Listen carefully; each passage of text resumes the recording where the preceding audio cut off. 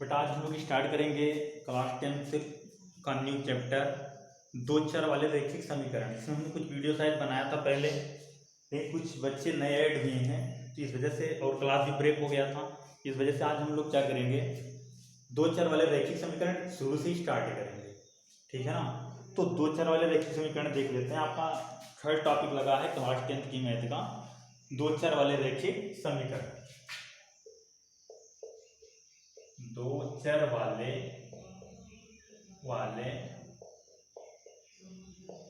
रैखिक समीकरण, एक मिनट, समीकरण, दो चर वाले रैखिक समीकरण। एक मिनट देखें दिख रहा है कि नहीं।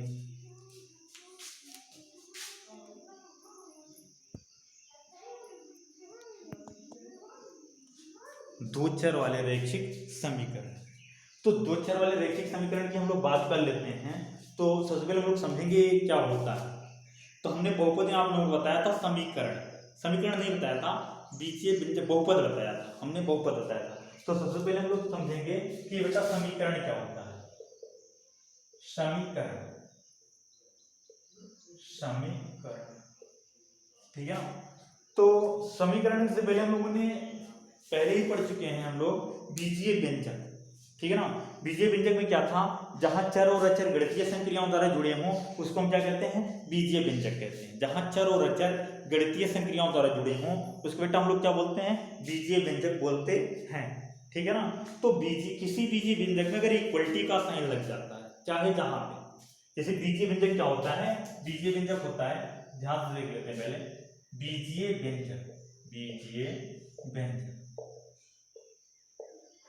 तो बीजीय एल्जेब्रिक एक्सप्रेशन, तो ये क्या होता है, ये होता है जैसे 3x² प्लस 8x माइनस 9, इसको हम लोग बोलते हैं बीजीय व्यंजक।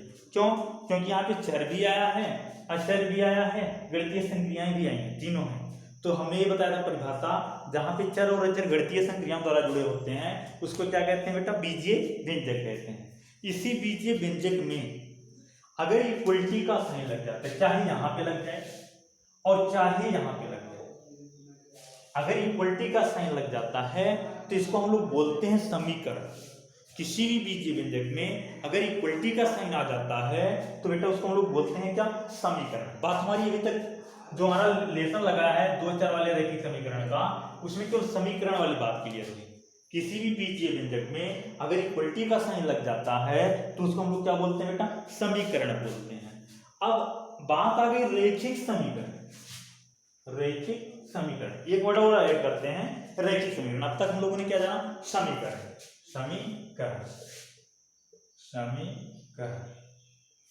यदि किसी बीजीय व्यंजक में बराबर का चिन्ह आ जाए, बराबर का चिन्ह लग जाए, तो वह बीजीय व्यंजक समीकरण कहलाता है। ध्यान से सुनिएगा बेटा। देखिए परिभाषा कुछ भी बुक में लिखे हो हम लोग अपने अकॉर्डिंग लिखेंगे जो हमारे समझ में आए। तो यदि किसी बीजीय व्यंजक में बराबर का चिन्ह लग जाए, बराबर का चिन्ह लग जाए तो वह बीजीय व्यंजक क्या कहलाता है, समीकरण कहलाता है। अब बारी आई रैखिक समीकरण।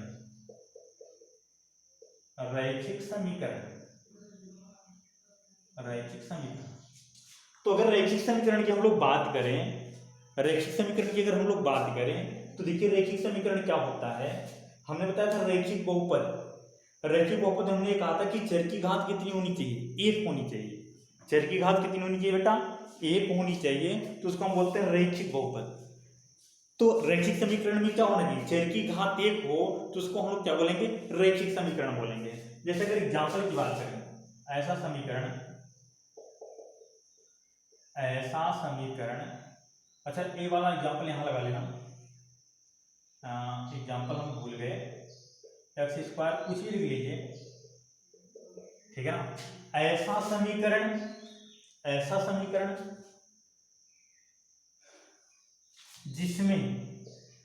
जिसमें चर की घात 1 हो, ऐसा समीकरण जिसमें चर की घात 1 हो रैखिक समीकरण कहलाता है, रैखिक समीकरण कहलाता है। एग्जाम्पल अगर देखें, एग्जाम्पल x प्लस 8 बराबर 0, यहाँ देखिए x की घात कितनी है 1 है, इस वजह से ये क्या कहलाएगा, रैखिक समीकरण कहलाएगा। नेक्स्ट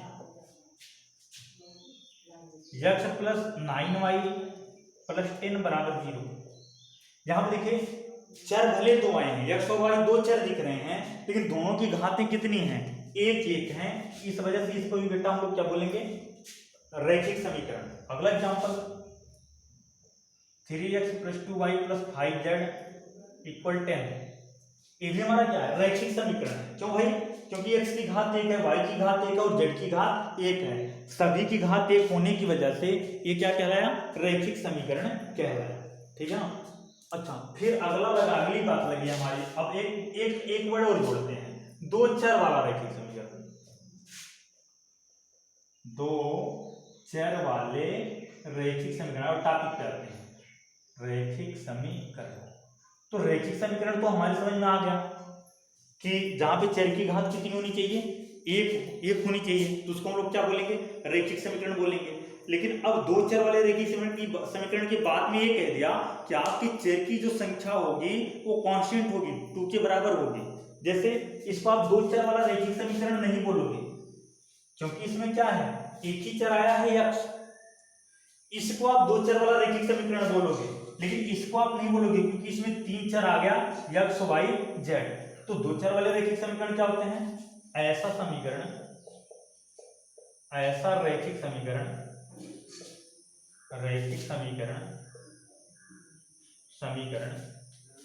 जिसमें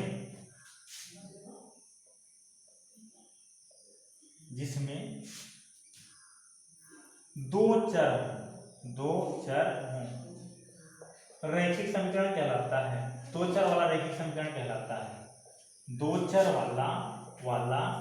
वाला रैखिक समीकरण कहलाता है।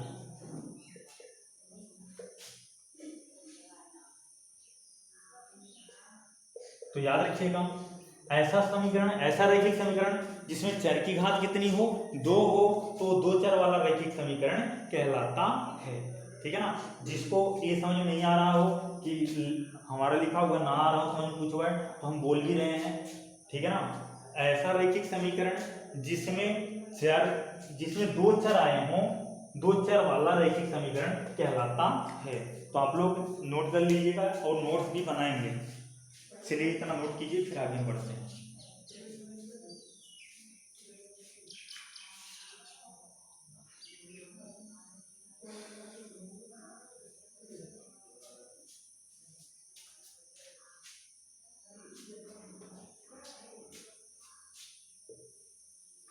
हम लोग अपने टॉपिक पे आ गए।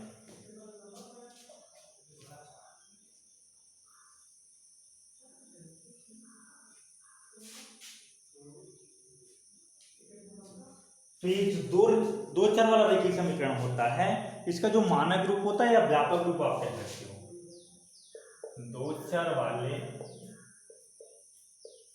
रैखिक समीकरण का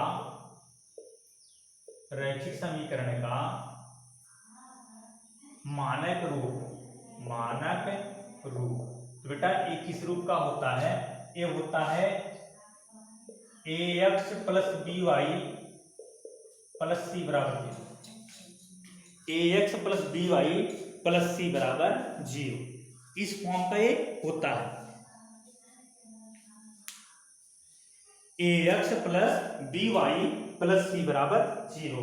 अब जैसे एक एग्जांपल अगर हम दें, एग्जांपल में आपसे कह दिया 2x minus 3y plus 9 equal 0, तो सबसे पहले हम लोग ये चेक करेंगे क्या ये दो चर वाला रैखिक समीकरण है। हाँ, दो चर देखिए x और y दोनों की पावर 1 है, हाँ है, तो इसका मतलब दो चर वाला ये रैखिक समीकरण है।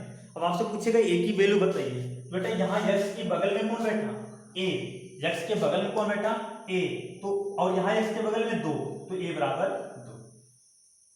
जहां बी के बगल में कौन बैठा, बी के बगल में बैठा -3, बी के बगल में -3। इसका मतलब b इक्वल टू कितना हो गया, -3 हो गया। साइन पे ध्यान दीजिएगा, यहाँ प्लस यहाँ माइनस है, एक माइनस होगा। दोनों साइन सेम है तो दोनों प्लस आएंगे। c की वैल्यू कितनी आ गई, 9 आ गई। c की वैल्यू कितनी आ गई, 9 आ गई। ठीक है ना। ऐसे अगर अगला हम एग्जांपल देखें, अगला एग्जांपल अगर देखें तो अगला एग्जांपल है -4x - 3y + 8 बराबर 0। तो यहाँ पे अगर हम लोग कंपेयर करें, यहाँ पे अगर हम लोग कंपेयर करें तो यहाँ x के बगल में कौन बैठा, a, और यहाँ x के बगल में -4 साइन के साथ, तो a इक्वल टू -4, y के बगल में b, और यहाँ y के बगल में क्या है, -3 है, और c इक्वल टू 9। ये रहा इसका सॉल्यूशन। ठीक है ना। तो हमको उम्मीद है आप लोग कंपेयर करवा ले जाओगे। ठीक है ना। अगले टॉपिक पे चलते हैं। अगला टॉपिक ये है दो चर वाले रैखिक समीकरण का हल। दो चर वाले रैखिक समीकरण का हल, दो चर वाले रैखिक समीकरण का हल। ठीक है ना। तो देखिए, दो चर वाले जो रैखिक समीकरण वाले हल होते हैं, इनके अपरिमित रूप से अनेक हल होते हैं। अपरिमित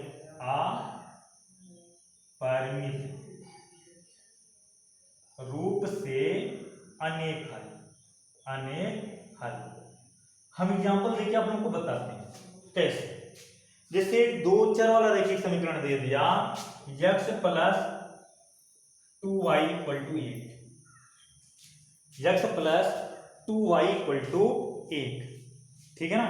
तो x + 2y = 8 दिया, तो देखिए इसके कितने हल हो सकते हैं। पहला हल x बराबर हमने लिखा 0, पहला हल x बराबर लिखा 0, तो y बराबर कितना आया भैया, 4 आया। क्यों, सुनिए ध्यान से, x बराबर 0 + 2y बराबर 8, तो 2y बराबर कितना आ गया, 8, y बराबर कितना, 4, y बराबर 4। आगे अगर देखें तो इसका क्या क्या हल मिला, हमने कहा x वाला पहले लिखा जाता है और y वाला बाद में लिखा जाता है, जिसका हल मिल गया 0, 4। ठीक है ना। अच्छा, नेक्स्ट बात करते हैं, अगली की बात करते हैं। अगला इसका हल क्या मिलेगा, अगर हम x बराबर रख दें 2 और y बराबर लिख दें 3, x बराबर 2 और y बराबर 3, तो बेटा x बराबर 2 रखोगे तो 2 × 2 प्लस y बराबर 3, तो 3 × 2 = 6। आंसर कितना आया, 8 आया। तो सेटिस्फाइड किया ना। तो इसका मतलब 2, 3 भी इसका एक हल है। तो ऐसे कितने हल प्राप्त कर सकते हैं, कितने हल प्राप्त कर सकते हैं, अनेक हल प्राप्त कर सकते हैं। अपरिमित रूप से अनेक हल हम लोग प्राप्त कर सकते हैं। अब इसमें अगर आगे हम लोग बात करें, इतना नोट कीजिए,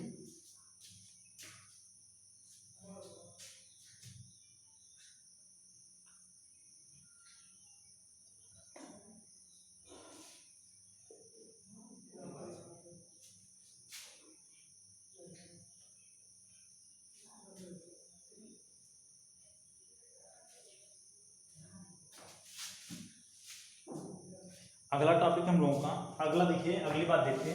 जैसे हमको दे दिया 2x + 3y = 6, 2x + 3y = दे दिया 7, और हमसे कहा क्या 2, 3 इसका कोई हल है, 2, 3 इसका कोई हल है। तो हमने क्या किया, x के प्लेस पर 3 लिख दिया और y के प्लेस पर 2 रख, x के प्लेस पर 2 लिखा और y के प्लेस पर 3। तो x के जगह पर अगर 2 लिखोगे, 2 × 2 = 4 प्लस 3 × 3, 3 × 3 = 9, आंसर कितना आया, 30। और ये इक्वल किससे बता रहा है, 7 के। तो इक्वल तो नहीं आया 7 के ना। अगर 7 के इक्वल नहीं आया तो इसका मतलब इसका कोई हल नहीं है। फिर अगला कर दे देता है, क्या